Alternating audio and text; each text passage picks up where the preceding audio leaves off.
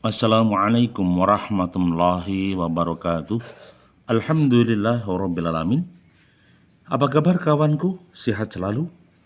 Moga dalam kebahagiaan dan keselamatan, dan diharapkan kita hari ini bisa menghadapi berbagai problema, berbagai goncangan kehidupan, berbagai persoalan yang berkaitan politik atau non-politik. Apapun yang terjadi, kita pasti akan menikmati dinamika hidup. Entah itu berkaitan dengan BBM yang naik, entah berkaitan dengan krisis ekonomi atau krisis finansial, krisis bahan bakar, krisis kepercayaan dan segala macamnya. Tetapi esensinya hari ini adalah kami ingin mencoba melakukan permenungan. Di balik goncangan dunia, di balik dinamika kehidupan, kadang kita ini dihantui perasaan susah, sedih, gelisah, gundah gulana. Ini yang membuat kita seringkali ya terantuk batu persoalan dan permasalahan yang ada.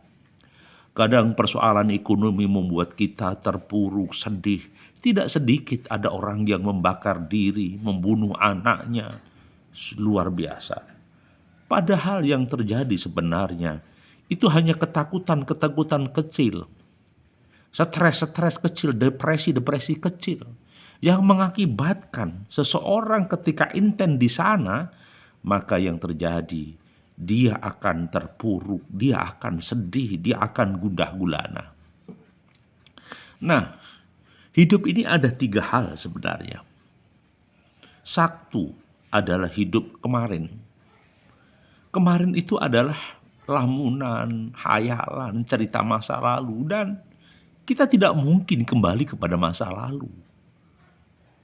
Tetapi kadangkala masa lalu itu kita tengok, kita lihat, menjadi acuan eksperimen di masa lalu dan mengambil tindakan di masa depan. Kemudian yang berikutnya hidup adalah saat ini. Ketika kita makan, rezeki itulah rezekinya Allah. Ketika saat itu kita minum, itulah rezekinya Allah. Jadi hidup ini ya saat ini. Saya ngomong ini, Kang. Ngomong inilah hidup kita, Kang. Jadi bagaimana dengan esok? Esok adalah masa depan kita. Kita tidak ngerti warna masa depan kita. Belum pasti tapi kita risaukan. Belum pasti kita membuat gundah gulana. Kita bingung. Padahal masa depan kita itu tergantung pikiran kita. Loh kok bisa? Iya. Kita bisa saja positif dengan masa depan kita. Bisa juga kita negatif thinking pada pikiran-pikiran kita. Masa depan bagi orang-orang mungkin yang zuhud hanyalah kematian. Loh kok bisa? Iya.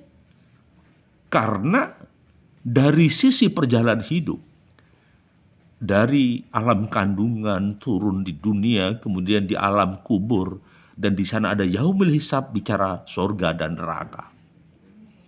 Itu konsep religi. Konsep religi dan spiritual.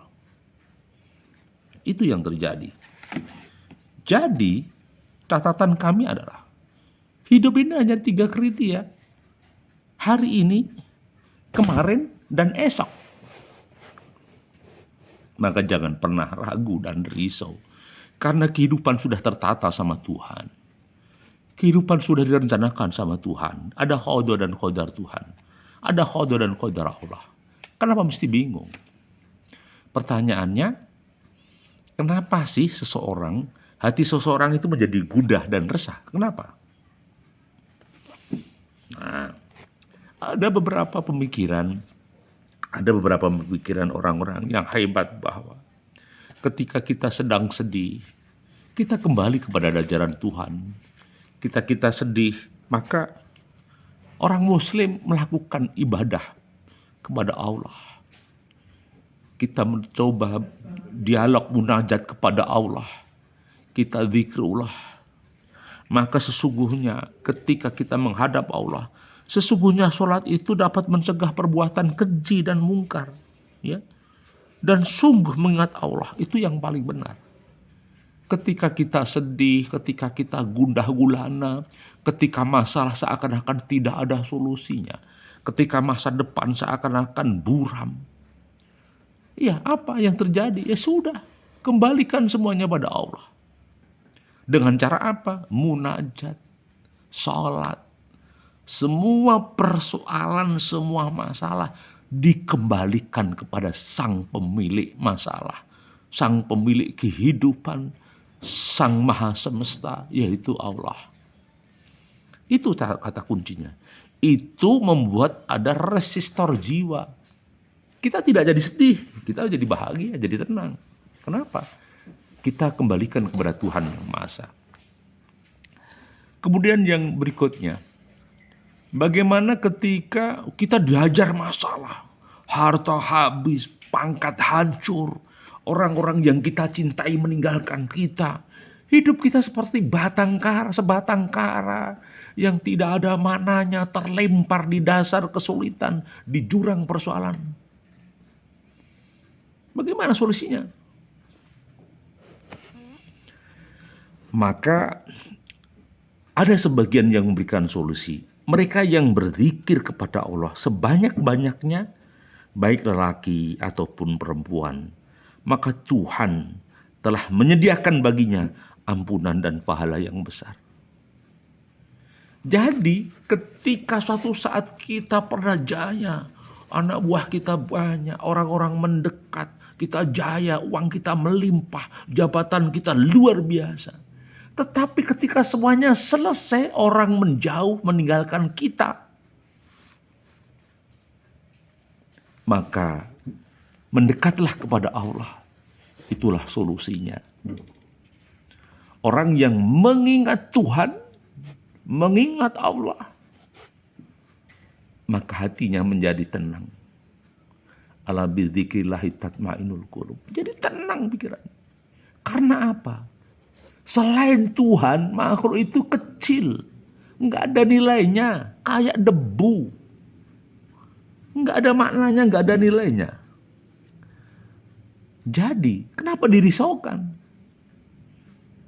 Kalau kita ini hidup di dunia, ini bukan kebetulan, itu skenarionya Allah.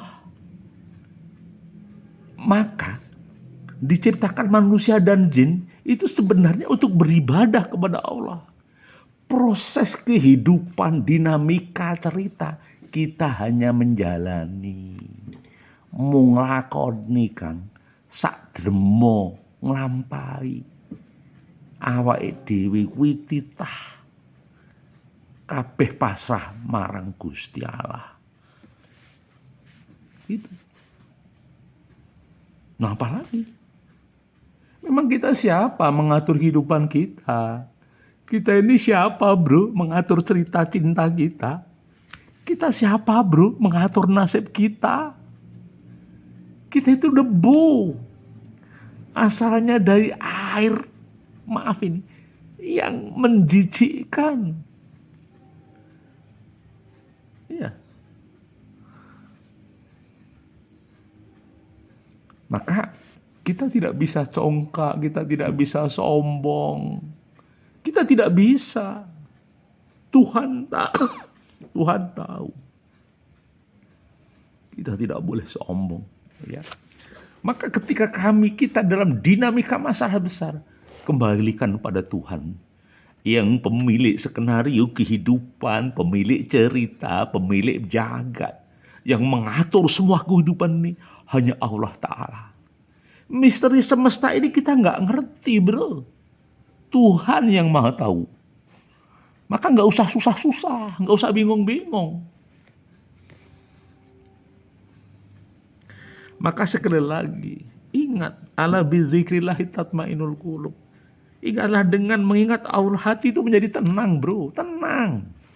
Nggak sedih. Hanya kadang kita lebay. Semua kita pikir, semua ingin kita selesaikan, semua ingin kita kuasai. Kita jangan jadi Tuhan. Kita jangan jadi sok-sokan ingin menguasai semuanya. Kita itu makhluk yang dhaif. Kenapa kita dianjurkan berjamaah? Kenapa kita dianjurkan tahun untuk saling tolong-menolong? Kenapa kita harus teamwork? Artinya kita lemah. Sehebat apapun bos, tidak ada anak buah, meletre bro. Sebaliknya, buruh tanpa bos, meleto. Artinya apa? Ya sinergi. Ada buruh, ada bos. Ada siang, ada malam. Ada orang kaya, ada orang miskin. Ada surga dan ada neraka. 2 item ini bro yang harus dicermati. Oke. Jadi enggak usah sedih. Kenapa mesti sedih? Karena hidup akan punya cerita tersendiri, akan punya makna tersendiri. Maka ada yang berpesan, para kiai, para alim ulama, para habib, maka berzikirlah kepada Allah sebanyak-banyaknya agar supaya kamu beruntung. Beruntung di sini apa? Bahagia. Jadi ketika kita mengucapkan hasbunallah wa ni'mal wakil, ni'mal maula wa ni'man nasyir. Hasbunallah wa ni'mal wakil, ni'mal maula wa ni'man nasyir. Sudah. Hanya Allah pelindungnya. Hanya Allah lah penolong kita. Tuhan. Memang kita itu kecil, besar. Itu peran siapa? Bukan makan syariat 5 sempurna, iya. Itu nasi yang buat siapa? Tanah yang buat siapa? Benih yang menumbuhkan siapa? Untuk irigasi air jadi tanaman, itu yang membuat siapa airnya? Maka kadangkala kenapa orang jauh dari bahagia? Itu memutus nikmat Allah dengan cara apa? Semua yang terjadi kausalitas di dunia ini seakan-akan tidak ada Tuhan. Padahal Allah berperan. Allah kun fayakun. Allah mengatur semesta alam. Allah mengatur makhluknya. Hanya makhluk lupa Tuhan. Makhluk lupa Allah. Maka makhluknya sedih, susah, tidak bahagia. Karena apa? Melupakan Tuhan. Oke? Nah. Jadi kalau ingin bahagia jangan lupakan Tuhan. Sesederhana itu iya. Coba bayangkan. Apa yang bisa kita lakukan dalam kehidupan ini? Tanpa ada izin Allah. Tanpa ada hidayah dan inayah Allah. Kita tidak akan bisa lakukan apapun. Ya. Maka sesungguhnya dalam kejadian langit dan bumi dan silih bergantinya siang dan malam sebagai bukti kekuasaan Allah bagi orang yang sempurna pikirannya, yaitu mereka yang selalu berzikir kepada Allah sambil berdiri atau duduk atau berbaring. Ya. Maka kenapa kita tidak mengingat Allah? Enak dong mengingat Allah. Bisa dengan duduk, bisa dengan berbaring, bisa dengan santai. Selalu ingat Allah. Artinya setiap hembusan nafas kita, setiap langkah kita selalu hubungkan kepada Sang Kholik, yaitu Tuhan semesta alam. Sehingga kita menjadi tenang, tidak sedih, tidak susah. Ya. Kelemahan kita itu seakan-akan kita, wah aku kok bro, wah aku. Seakan-akan otak kita, seakan-akan akal kita, seakan-akan konsep kita, seakan-akan gelar sarjana kita. Meletre. Enggak begitu. Keberhasilan itu ada peran Allah. Akal kita ini yang menciptakan siapa? Allah. Kepintaran kita itu yang menciptakan siapa? Allah. Kalau Allah buat sampean hilang akal 10 menit aja, kacau. Iya kan?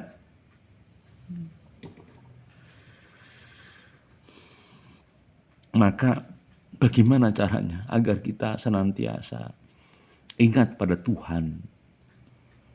Gampang. Terus jaga kebesaran Allah di dalam kalbu kita. Tanamkan Allah di dalam jiwa dan pikiran kita. Tanamkan Allah di dalam langkah dan bisnis kita. Tanamkan Allah di dalam pekerjaan kita. Jangan diputus. Ya. Maka dua kalimat yang ringan di lidah tetapi besok berat dalam timbangan amal dan sangat digemari oleh Allah. Apa itu? Subhanallah wa bihamdi, subhanallahil azim. Subhanallah wa bihamdi, subhanallahil azim. Ini saran kiai-kiai kita, ustadz-ustadz kita, habib-habib kita. Sarannya guru-guru kita. Oke. Baik, masih bersama Sukamto Sastro di Mejo Channel ya. Saya Sukamto Sastro di Mejo atau Kang Toto. Sekedar untuk dialog, sekedar untuk refreshing, sekedar untuk permenungan. Agar semua persoalan di otak kita bisa terselesaikan. Biar tidak kanker otak, maka kembalikan kepada pemilik otak. Biar tidak stres depresi, sandarkan kepada Zat yang Maha Kuasa. Jangan sandarkan pada makhluk. Rugi bro. Ketika kita sandar pada makhluk, hancur. Karena apa? Semuanya adalah rahasia Allah. Semua dalam ketentuan Allah. Maka caranya adalah tanamkan kalimat-kalimat suci di dalam kalbu kita. Dan saat kita bekerja, lisan kita bergumam subhanallah walhamdulillah wala ilaha illallah wallahu akbar. Subhanallah walhamdulillah wala ilaha illallah wallahu akbar. Terus sehingga tangan kita, lisan kita, otak kita, mata kita, kehidupan kita dibimbing sama Allah. Dibimbing sama Allah. Tidak ditelantarkan bro. Oke. Nah, kadang kita lupa, kita bekerja sambil nyinyong. Lupa dia, happy nyinyong. Ketika stres, ya nggak nyinyong, mewek.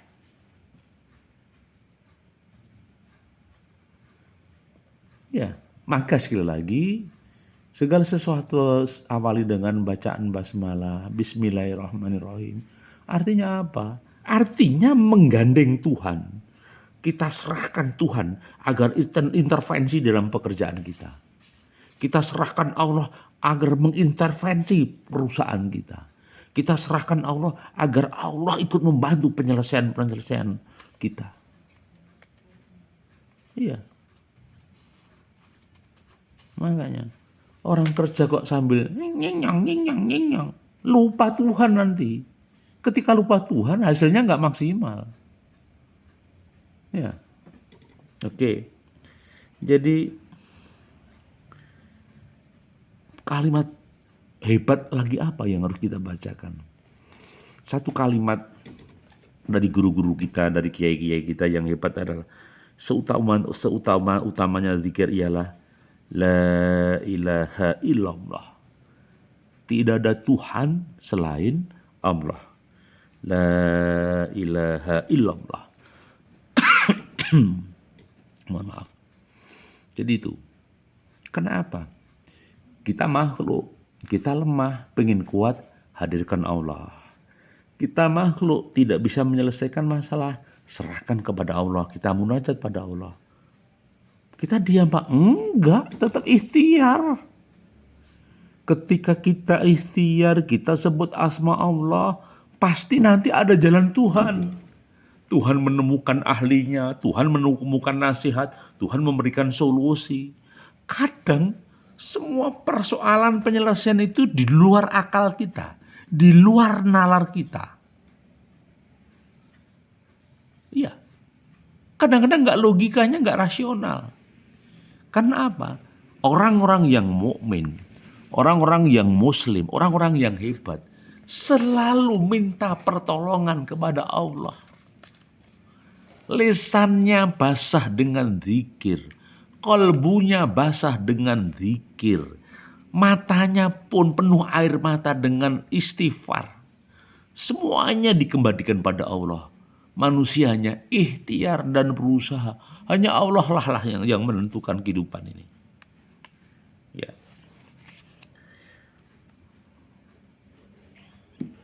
Pak, bagaimana Pak kalau misalnya rumah kita lebih baik nyingnyong atau zikir Pak? Bagi saya zikir. Kalau nyingnyong itu mendekatkan hati dan menggairahkan untuk berzikrullah, aman sebenarnya.